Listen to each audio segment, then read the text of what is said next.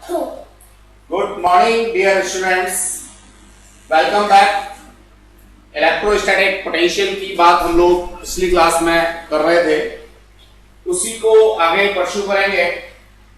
I hope so सारी चीजें आपको क्लियर होंगी। जो डाउट्स आप लोगों ने मेरे को व्हाट्सएप पे सेंड किए थे वो मैं सबसे सारे बता चुका हूं। मेरे पास किसी का कोई भी डाउट पेंडिंग नहीं है, तो मैं अब आगे बढ़ूंगा अपने कंटेंट को लेकर के। बड़ा आसान सा, बड़ा बढ़िया सा कॉन्सेप्ट है। कुछ चीजें आपको ऐसा लगेंगी जैसे रिपीट हो रही हैं क्या, जबकि रिपीटेशन नहीं है, एनालॉगस जरूर है, रिपीटेशन नहीं है। Potential energy in an external field. मेरे पास कोई एक्सटर्नल फील्ड है, ध्यान रहे यूनिफॉर्म इलेक्ट्रिक फील्ड है। नॉन यूनिफॉर्म इलेक्ट्रिक फील्ड के बारे में स्टूडेंट्स हम लोगों को बात नहीं करनी है। ये मान लीजिए मेरे पास में कोई एक्सटर्नल इलेक्ट्रोस्टैटिक फील्ड है। इलेक्ट्रोस्टैटिक फील्ड की डायरेक्शन जैसा मैं यहां पे शो कर रहा हूं, ऑब्वियसली मेरे दिमाग में सीधे सीधे आ जाता है, मेरे कॉन्सेप्ट में सीधे सीधे आ जाता है कि यहां पे कंपैरेटिवली मोर पॉजिटिव चार्ज है और कंपैरेटिवली यहां लेस चार्ज है, लेस पॉजिटिव चार्ज है, या मैं इसको नेगेटिव चार्ज कह सकता हूं। अब अगर मैं बाहर से किसी चार्ज Q नॉट को इस फील्ड के अंदर लेके आता हूं तो सिस्टम की पोटेंशियल एनर्जी क्या होगी ये मुझे निकालना है। मैं पहले एक चार्ज लेके आऊंगा, फिर दूसरा चार्ज लेके आऊंगा, तीसरा चार्ज लेके आऊंगा, और मैं समझने की कोशिश करूंगा कि किसी एक्सटर्नल इलेक्ट्रोस्टैटिक फील्ड के अंदर अगर मैं डिफरेंट चार्जेस को लेके आता हूं तो जो पोटेंशियल एनर्जी का कॉन्सेप्ट है वो किस तरह से वेरी करता है, किस तरह से मेरे को निकालना होता है। देखो स्टूडेंट्स, इलेक्ट्रोस्टैटिक फील्ड है तो ऑब्वियस है मैं इसका कोई भी पॉइंट कंसीडर करूंगा, सपोज ये पॉइंट कंसीडर करूंगा तो यहां कोई एक पोटेंशियल जरूर होगा। जब पोटेंशियल जरूर होगा तो सीधी सी बात है इस पोटेंशियल और यहां पर जो चार्ज रखा हुआ था यहां पे पोटेंशियल के बीच में कोई ना कोई डिफरेंस जरूर होगा। मैंने यहां Q नॉट चार्ज दिया है ऐसा मानते हुए यहां कोई पोटेंशियल नहीं है। ये जो चार्ज है इसी का अपना एक नेग्लिजिबल पोटेंशियल होगा। तो बच्चों नो डाउट जीरो पोटेंशियल से मैं एक नॉन जीरो पोटेंशियल पर इस चार्ज को लेके आ रहा हूं तो कुछ वर्क डन मुझे करना पड़ेगा या इसमें भी मिलेगा। अगर ये नेगेटिव चार्ज है तो नेगेटिव चार्ज में निश्चित रूप से वर्क डन मेरे को मिलेगा, और अगर ये पॉजिटिव चार्ज है तो पॉजिटिव चार्ज में निश्चित रूप से वर्क डन मुझको करना पड़ेगा अगेंस्ट द रिपल्सिव फोर्स। तो जो वर्क डन करना पड़ेगा उसका सिंपल सा फॉर्मूला मैं जानता हूं, dW equals to Q naught into dV। इस तरह से अगर मैं V इक्वल्स टू 0 और V इक्वल्स टू V ले लेता हूं यहां पे, तो मेरे पास वर्क डन आ गया Q इंटू V, जो कि इसकी पोटेंशियल एनर्जी की फॉर्म में स्टोर हो जाएगा। पहला चार्ज मेरा आ गया, यहां मैंने Q नॉट को लाके रख दिया। अब अगर मैं कोई दूसरा चार्ज लेकर के आता हूं, दूसरा चार्ज सपोज मेरा यहां पे है, इसको मैंने Q1 कहा, पहला चार्ज Q नॉट कहा था, दूसरा चार्ज मैंने Q1 कहा। नो डाउट इसको अगर मैं यहां से इस जगह पे लेके आता हूं तो मुझे जो वर्क डन करना पड़ेगा वो दो जगह करना पड़ेगा। एक तो इस इलेक्ट्रोस्टैटिक फील्ड का जो पोटेंशियल था उसके अगेंस्ट करना पड़ेगा, दूसरा ये जो Q नॉट चार्ज मैं लाकर के पहले से रखा हुआ हूं इसको भी रिपल्सन के अगेंस्ट मेरे को कुछ काम करना पड़ेगा। तो अब यह वर्क डन जो आएगा वो मेरा एक तो आएगा Q1 multiplied by V plus small के Q not Q1 over R, जो मेरे को अगेंस्ट Q नॉट करना पड़ेगा। इस तरह से मेरे पास वर्क डन का कॉन्सेप्ट आ गया। अब मान लीजिए मैं कोई तीसरा चार्ज लेके आता हूं जिसको मैं Q2 कह रहा हूं, तो ऑब्वियसली एक काम मेरे को इस पोटेंशियल के अक्रॉस करना पड़ेगा, एक Q नॉट के अक्रॉस करना पड़ेगा। अब तो Q1 भी यहां पे पहले से बैठा हुआ है तो इसके अगेंस्ट करना पड़ेगा। तो नो डाउट किसी भी एक्सटर्नल इलेक्ट्रोस्टैटिक फील्ड के अंदर अगर मैं चार्जेस को लेके आता हूं तो मुझे कई सारे स्टेप्स में इस चीज को लिखना होता है। कैसे लिखना होता है ये बात मैंने आपको समझाने की कोशिश की, बाकी अभी मैं आपको अपने नोट्स की हेल्प से एक्सप्लेन करना चाहूंगा। ये देखें, ये मेरे को मिल गया पहला चार्ज। यहां हम लोग Q नॉट नहीं लेके आए हैं, Q1 से शुरुआत हमने की है, डजंट मैटर, बस जहां Q नॉट था वहां पे Q1 हमें करना है। तो हमें निश्चित रूप से पहले चार्ज की वजह से, दूसरे चार्ज की वजह से और दोनों चार्ज का जो आपस का इंटरेक्शन है उसकी वजह से फॉर्मूला जो मिलने वाला है वो ये मिलने वाला है। अब मैं बात करूंगा एनर्जी या वर्क डन की एक सबसे छोटी यूनिट है, that is termed as electron volt. बहुत जरूरत पड़ेगी हम लोगों को, इसलिए हम लोगों को इसकी जरूरत पड़ने वाली है कहां पर, जो न्यूक्लियर फिजिक्स हम लोग पढ़ेंगे उसमें। तो ये 1 इलेक्ट्रॉन वोल्ट है क्या? एक सिंपल सा एग्जांपल ले लीजिए। मान लीजिए यहां पर 12 वोल्ट का पोटेंशियल है इस पॉइंट पर, यहां 11 वोल्ट का पोटेंशियल है इस पॉइंट पर, यानी इन दोनों पॉइंट्स के बीच में जो पोटेंशियल डिफरेंस है जिसको मैं डीवी कहता हूं वो 1 वोल्ट है। अब अगर मैं एक इलेक्ट्रॉन को जिसके ऊपर 1.6 इंटू 10⁻⁻19 कूलम चार्ज होता है, इस 1 वोल्ट पोटेंशियल डिफरेंस के अक्रॉस यहां से यहां लेके आता हूं, तो ऑब्वियसली या तो मुझे कुछ वर्क डन मिलता है या तो मुझे करना पड़ता है। बस जो वर्क डन मुझे करना पड़ा है या मिला है उसी के करस्पॉन्डिंग इस सिस्टम की पोटेंशियल एनर्जी में चेंज आ जाएगा। उसी चेंज इन पोटेंशियल को हम लोग 1 इलेक्ट्रॉन वोल्ट कहेंगे। अब यहां कई बार बच्चे पूछ रहे होंगे, सोच रहे होंगे कि कब करना पड़ेगा, कब मिलेगा। तो बच्चों इस चीज को मैं फिर एक बार दोबारा से आपको बताना चाहूंगा। मैं इसी एग्जांपल को लेता हूं। यहां पे 12 वोल्ट है, यहां पे सपोज 11 वोल्ट है। अगर मैं इस पोटेंशियल डिफरेंस को in terms of electrostatic field आपके कॉन्सेप्ट के लिए कहना चाहूं तो मैं ऐसे कह सकता हूं कि भैया ये इलेक्ट्रोस्टैटिक फील्ड है। हमने पिछली क्लास में पढ़ा था E is equals to minus dV over dr। तो dV यहां पे 1 वोल्ट का है, माइनस का साइन इस बात को बता रहा है कि जिधर पोटेंशियल मेरा डिक्रीज होता है उधर इलेक्ट्रोस्टैटिक फील्ड की डायरेक्शन है। इस बात को मैं ऐसे फिर रिलेट करूंगा कि यहां कहीं ना कहीं कंपैरेटिवली पॉजिटिव चार्ज है और यहां कहीं ना कहीं कंपैरेटिवली लेस पॉजिटिव या नेगेटिव चार्ज है। अब बच्चों देखो ऊपर वाले एग्जांपल को ही, अगर मैं एक इलेक्ट्रॉन को जिसके ऊपर नेगेटिव चार्ज था यहां से और यहां ले जाता हूं, यानी जहां पहले से नेगेटिव है वहीं पे मेरा ये रखा हुआ था, मैं पॉजिटिव की तरफ लेके आ रहा हूं, तो ऑब्वियसली ये अपने आप से दौड़ा चला आएगा due to electrostatic attractive forces और वर्क डन मेरे को मिलेगा। वर्क डन मेरे को मिलेगा, इसका मतलब ये जो पूरा सिस्टम है, इसको मैं अगर कह दूं ये पूरा सिस्टम है, तो इस सिस्टम की पोटेंशियल एनर्जी डिक्रीज होगी। तो यहां मेरा माइनस का 1 इलेक्ट्रॉन वोल्ट का कॉन्सेप्ट आएगा regarding to system potential energy. Vice versa इसका उल्टा भी पॉसिबल है। उल्टे के लिए मैं मार्कर का कलर चेंज करता हूं, फिर आपको समझाने की कोशिश करता हूं। डियर स्टूडेंट्स देखें, मान लीजिए मेरे पास में वो इलेक्ट्रॉन अब उस साइड में ना होकर के यहां पे रखा हुआ है जिसके ऊपर नेगेटिव चार्ज है। ऑब्वियस है ये नेगेटिव चार्ज इसके साथ में अट्रैक्टिव फोर्स से जुड़ा हुआ है। अब मैं इस अट्रैक्टिव फोर्स के अगेंस्ट यहां से उठा करके इस नेगेटिव के पास ले जाना चाहता हूं, यानी यहां पे आकर के कहीं ना कहीं रिपल्सन शुरू हो जाएगा और जब रिपल्सन शुरू होगा तो मुझे वर्क डन करना पड़ेगा उस रिपल्सन के अगेंस्ट, और अगर मुझे वर्क डन करना पड़ेगा तो ऑब्वियसली वो वर्क डन इस पूरे सिस्टम की पोटेंशियल एनर्जी की फॉर्म में स्टोर हो जाएगा, यानी इस सिस्टम की पोटेंशियल एनर्जी बढ़ जाएगी। Hence why the energy of this system be increased by 1 electron volt. That is the concept regarding to 1 electron volt. Smallest possible unit है एनर्जी की। अब इलेक्ट्रॉन वोल्ट को डिफरेंट मल्टीपल से multiply करके यहां बता रखा है, जूल के टर्म्स में भी इसको दिया हुआ है, तो आप लोग इसको देख लेंगे एक बार। सिंपल कैलिब्रेशन है, मैथमेटिकल, कुछ फिजिक्स का इसमें कॉन्सेप्ट नहीं है।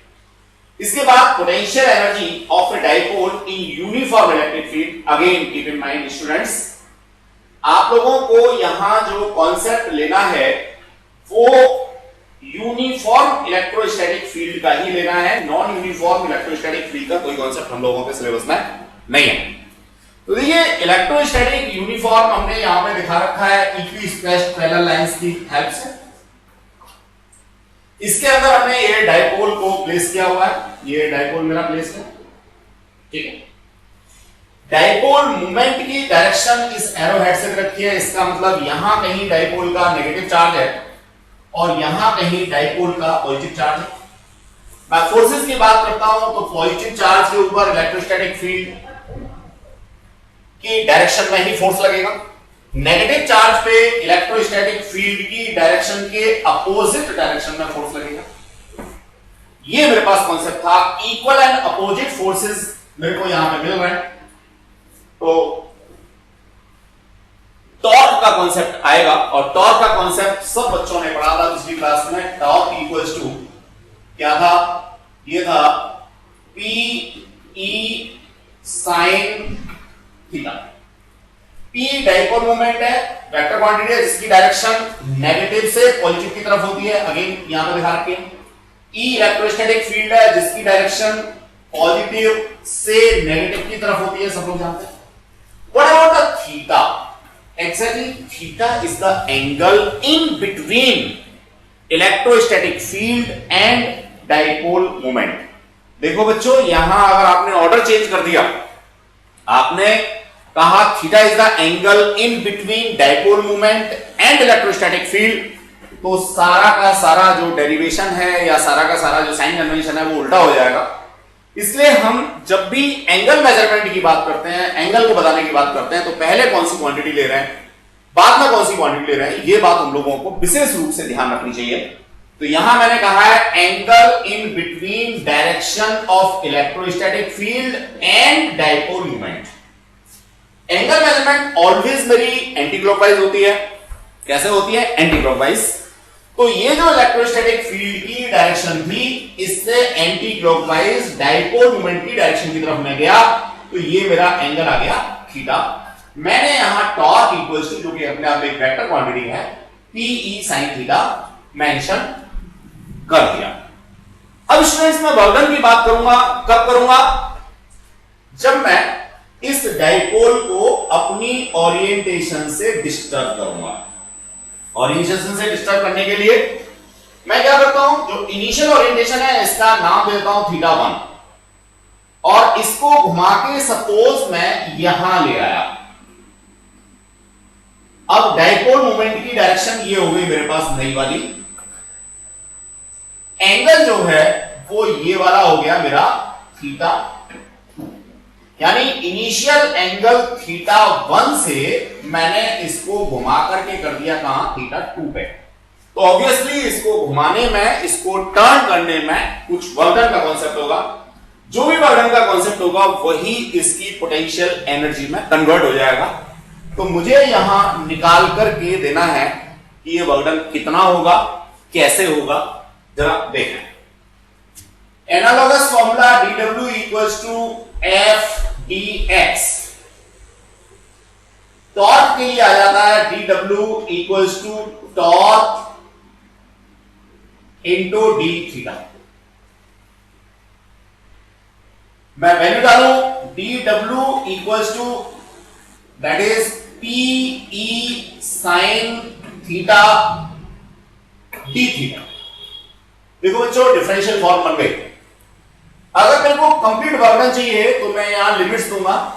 इनिशियल जो कंडीशन थी उसमें वर्गन अगर मैंने यहां पे W1 कह दिया, फाइनली जो वर्गन का कॉन्सेप्ट है उसको W2 कह दिया। इसी तरह से एंगल मेरा चेंज हुआ है इनिशियल थीटा 1 से कहां तक, फाइनल थीटा 2 तक। तो ये मेरा इसका अब इंटीग्रल फॉर्म आ गया, सिंपल सा मैथमेटिक्स। इसको मैंने इंटीग्रेट किया तो ये आ गया W और इसकी लिमिट्स W1 से W2 और इसका आ गया मेरे पास P और E दोनों कांस्टेंट है। साइन थीटा का इंटीग्रेशन सब जानते हैं, माइनस का कॉस थीटा होता है और लिमिट्स मेरी वही हो गई थीटा 1 से थीटा 2। तो बच्चों ये चीज मेरे को क्लियर हो गई होगी कि वर्गन का कॉन्सेप्ट क्या आएगा। अब इस चीज को मैं यहां ऊपर लिख दे रहा हूं, that is W final limit 2 minus initial limit W1 equals to, ये जो माइनस का साइन है इसको मैं बाहर कॉमन ले लेता हूं P और E के साथ, ब्रैकेट के अंदर लिखता हूं अब cos of theta final position यानी cos of theta 2 minus cos of theta 1। बच्चों इसको मैं dw या डेल्टा w या सिर्फ w कह देता हूं और लिखता हूं माइनस का Pe cos of final position minus cos of initial position. देखो यहां नोट्स में भी इस माइनस के साइन को मैं ब्रैकेट के अंदर ले गया हूं, लेकिन जब भी आप इसे याद करते हैं, जब भी आप इसे कहीं न्यूमेरिकल के अंदर लगाते हैं, तो आपको निश्चित रूप से लिखना चाहिए work done is equal to with negative sign that is Pe cos of final position minus cos of initial position. इस तरह से आपने याद रखना है। अगेन मैं रिपीट करता हूं, work done is with negative sign Pe cos of final position minus cos of initial position। इस तरह से मुझे इसको याद रखना है। अब जरा मैं कुछ जनरल कॉन्सिक्वेंसेस देख लूं कि वर्क डन कब पॉजिटिव होगा, कब नेगेटिव होगा, सिस्टम की एनर्जी कब बढ़ेगी, कब कम होगी, कब वर्क डन मुझे करना पड़ेगा और कब वर्क डन मुझे मिलेगा। तो स्टूडेंट्स इसके लिए मैं फर्दर इसी डायग्राम को यहां कंसल्ट करना चाहूंगा, फर्दर इसी डायग्राम को लेकर के समझने की कोशिश करना चाहूंगा, डिस्कस करता हूं कैसे होगा। देखिए मैंने अभी इस डाइपोल को एंटी क्लॉकवाइज रोटेशन दिया था, जरा देखें। पहले इसका एक्सिस ऑफ रोटेशन ये है, तो इस एक्सिस ऑफ रोटेशन के एक्रॉस में इसको एंटी क्लॉकवाइज घुमाता हूं तो ये जो फोर्स लग रहा है, इस फोर्स के अगेंस्ट मैं इसको घुमा रहा हूं, ये फोर्स मेरा लग रहा है इधर और मैं इसे घुमा रहा हूं इधर। इसी तरह से इधर तो ये फोर्स लग रहा है जिसकी डायरेक्शन इधर है, मैं इसको ऐसे घुमा रहा हूं यानी अपोजिट डायरेक्शन में घुमा रहा हूं। जो फोर्स मेरे पास ऑलरेडी एक्टिंग है उन दोनों ही फोर्सेस के अपोजिट डायरेक्शन में इसको टर्न करने की कोशिश कर रहा हूं, और जब किसी फोर्स के अपोजिट डायरेक्शन में मैं टर्न करता हूं तो वर्क डन मुझे करना पड़ता है, और अगर मैं वर्क डन करूंगा तो ऑब्वियसली वो इस सिस्टम की पोटेंशियल एनर्जी के टर्म्स में स्टोर हो जाएगा, यानी सिस्टम की जो पोटेंशियल एनर्जी होगी ओवरऑल वो पॉजिटिव हो जाएगी इस पर्टिकुलर केस में। इसका उल्टा भी ट्रू है, इट मे बी किसी बुक में, नोट्स में या किसी न्यूमेरिकल के अंदर आप लोगों को इसका उल्टा केस दे रखा हो। उल्टा केस क्या दे रखा हो मैं अभी एक्सप्लेन करता हूं। वैसे तो वाइस वर्सा कहने से काम चल जाता है, लेकिन मेरी आदत है कि मैं सारी चीजों को क्लियर करने की कोशिश करता हूं। येलो कलर लिया है मैंने इसलिए कि आपको बिल्कुल डिफरेंशिएट हो जाए। जैसा मैंने डेरिवेशन किए थे अभी ऊपर, उसके अपोजिट अगर मान लीजिए मैं थीटा 1 की जगह इसको घुमा करके क्लॉकवाइज डायरेक्शन में और इसका एंगल छोटा करता हूं दैट इज थीटा 2, अभी भी घुमा रहा हूं तो देखो बच्चों जिधर ये फोर्स लगा हुआ था उसी डायरेक्शन में मैंने इसको घुमाया, इसी तरह से जिधर ये फोर्स लगाया था उसी डायरेक्शन में मैंने घुमाया, तो दोनों फोर्सेस की डायरेक्शन में ही मैं इसको टर्न करने की कोशिश कर रहा हूं। तो ऑब्वियसली वर्क डन मुझे करना नहीं पड़ेगा, वर्क डन मुझे मिलेगा। इसका मतलब सिस्टम की जो पोटेंशियल एनर्जी है वो रिड्यूस हो जाएगी, सिस्टम की पोटेंशियल एनर्जी रिड्यूस हो जाएगी। तो ये कॉन्सेप्ट था कि सिस्टम की पोटेंशियल एनर्जी कब इंक्रीज होगी कब डिक्रीज होगी। तो स्टूडेंट्स अब आपको ये एग्जामिनेशन में कैसे लिखना है ये मैं यहां से समझ सकता हूं, that is dw equals to tau p sin theta.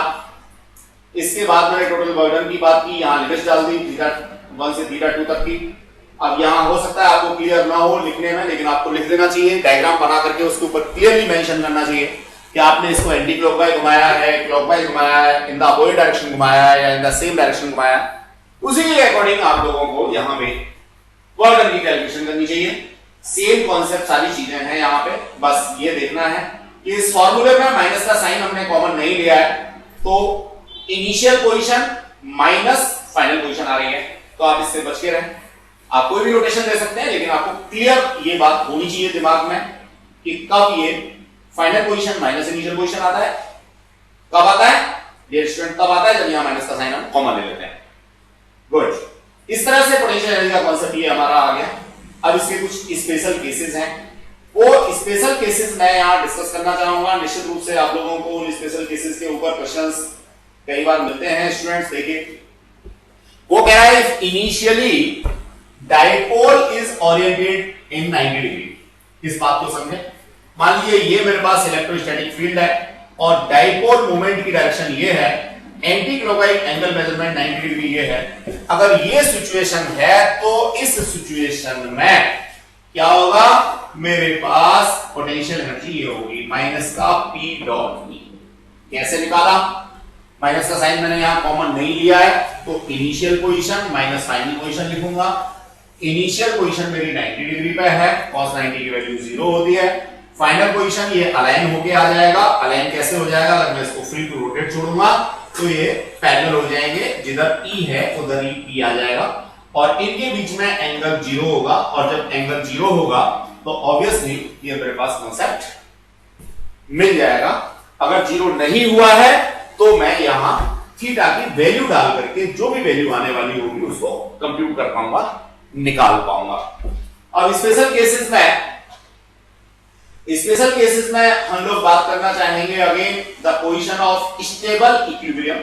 Dear students, again I want to discuss the thing that is the main और important concept. Equilibrium stable. Equilibrium कौन सा स्टेबल कब होगा, जब पोटेंशियल एनर्जी मेरी मिनिमम होगी।